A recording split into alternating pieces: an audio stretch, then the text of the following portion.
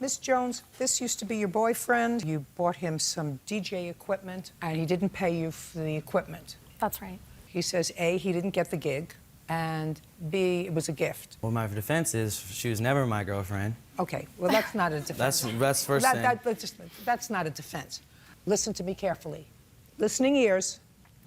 Either your defense is that she paid for the equipment and your agreement was that you would pay her back after you got this big gig that you were expecting, or that the DJ equipment was a gift and you were not required to pay her back irrespective of whether you got the gig. Tell me what your defense is, and then I will know how to proceed.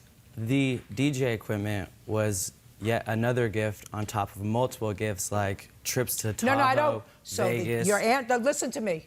Only I auditioned here, and I got the job. So your defense is that the DJ equipment was a gift. Or payment for sex, one or the other. She's Mr. addicted. Mr. Nelson, I can either be respectful of you, which usually goes against my grain with wise Alex like you, or I can end up making you look like the biggest fool in front of 10 million people. And I want to tell you something.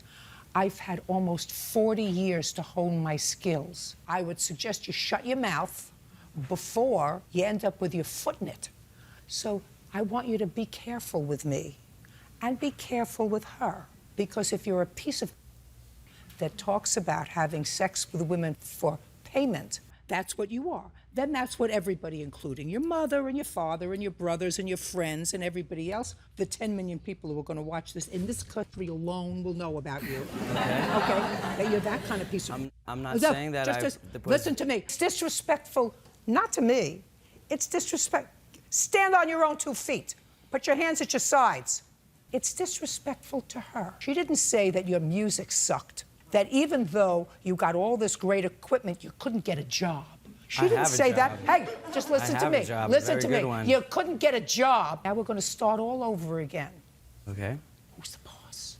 Applesauce. That would be me. Now, wasn't that nice? It was almost worth the trip, wasn't it? Almost.